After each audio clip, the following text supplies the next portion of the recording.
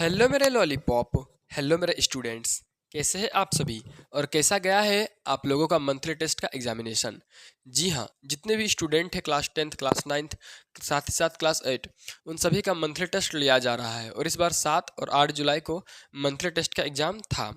फिलहाल इस वीडियो में हम आप लोगों को क्लास 10th का इंग्लिश का आंसर बताने वाले हैं, मंथली टेस्ट का क्वेश्चन आंसर। और ये जो है ये जनरल स्कूल का मंथली टेस्ट का क्वेश्चन पेपर है। किसका? तो जनरल स्कूल का। अब देरी नहीं करते हुए वीडियो में आगे बढ़ते हैं। देखिए, सबसे पहला इंपॉर्टेंट बात ये है कि अगर आप इस यूट्यूब चैनल से अभी तक नहीं जुड़े हुए हैं तो जल्दी से चैनल से जुड़ जाइए, क्योंकि आप लोगों के लिए क्लास 8 क्लास 9 क्लास 10th इन सभी स्टूडेंट्स के लिए हम मॉडल पेपर मतलब मॉडल पेपर नहीं, पहले तो monthly question paper monthly test का प्रोजेक्ट रेल के द्वारा लिया जाता है। उसके बाद 2026 एग्जाम के से संबंधित सारा स्टडी मटेरियल आप लोगों को मिलेगा। साथ ही साथ एक इम्पॉर्टेंट बात और भी है कि इसी यूट्यूब चैनल में आपको सभी सब्जेक्ट पढ़ाया जाएगा पूरे अच्छे तरीके से। एक इम्पॉर्टेंट बात और है, बस सुन लीजिए। और इम्पॉर्टेंट बात ये है कि इसी यूट्यूब चैनल में आपको साइंस, मैथ्स और इंग्लिश तीनों NCERT किताब से उनका सॉल्यूशन मिलेगा। तो चलिए अब वीडियो को स्टार्ट करते हैं। तो देखिए, सबसे पहले यहाँ पर सेक्शन ए है, ठीक है ना, जिसमें 6 क्वेश्चन है, एक नंबर का MCQs है, ठीक है, मतलब मल्टीपल चॉइस क्वेश्चन ऑब्जेक्टिव है। चलिए, पहला क्वेश्चन बोल रहा है how does Nelson Mandela define the meaning of courage.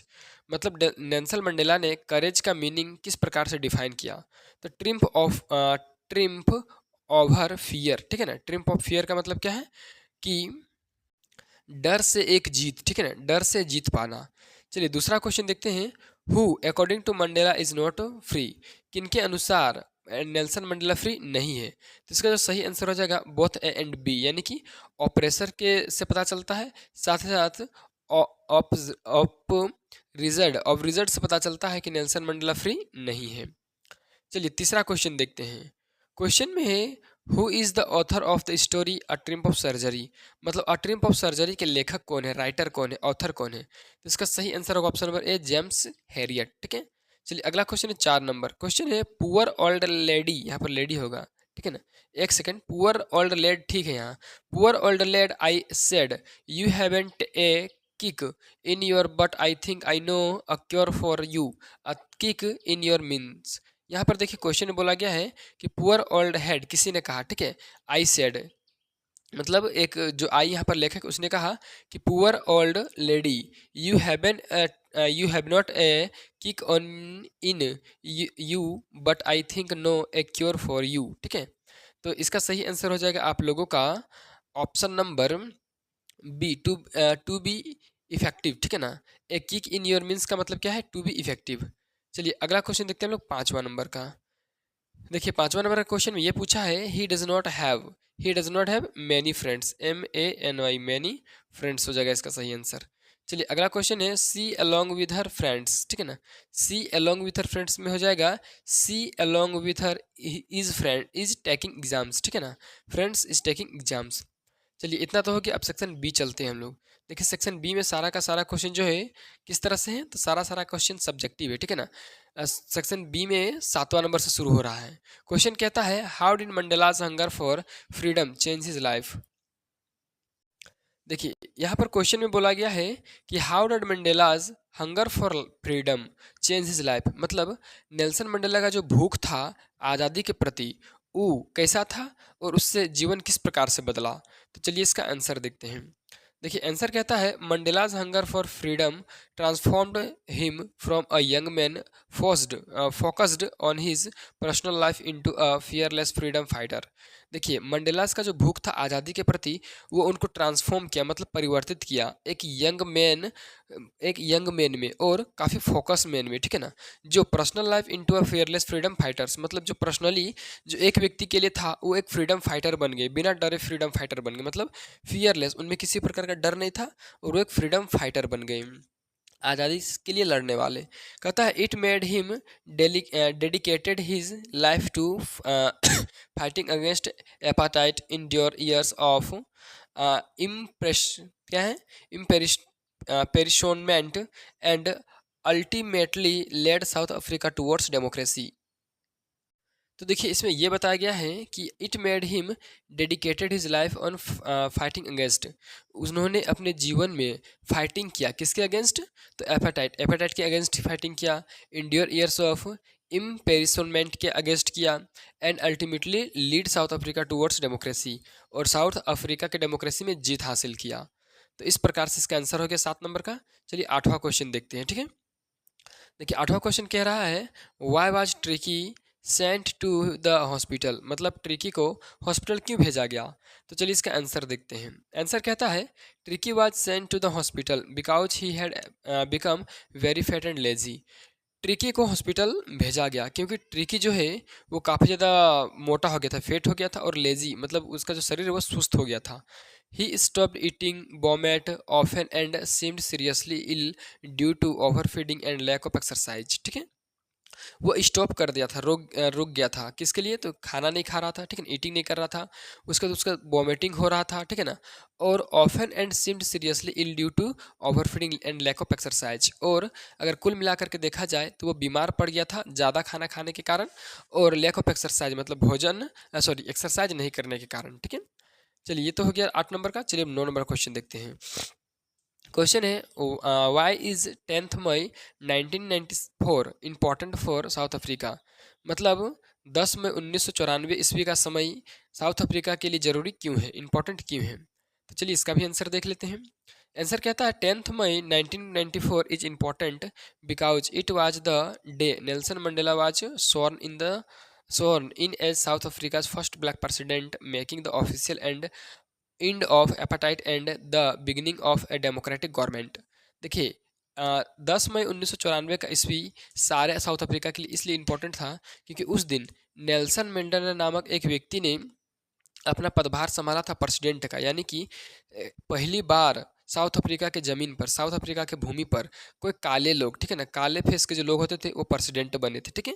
और उन्होंने क्या किया था? तो उन्होंने एपाटाइट को ख़त्म किया था, और बहुत सारे डेमोक्रेटिक गवर्नमेंट का जो पॉलिसी था उनको उनको शुरुआत किया था अपने हित के लिए, अपने काले लोगों के हित के लिए, ठीक है। तो इस प्रकार से इसका भी आंसर हुआ। चलिए अगला क्वेश्चन 10 नंबर देखते हैं।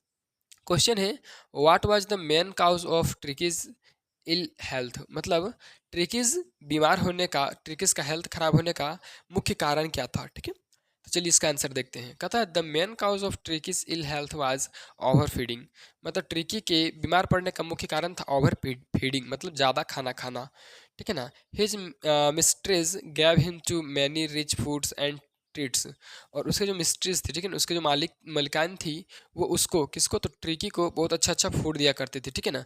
मैंने रिच फूड्स दिया करती, अमीरी वाला भोजन दिया करती थी, और अच्छा से उसका ट्रीट्स किया करती थी, ठीक है ना, अच्छे अच्छे भोजन दिया करती थी।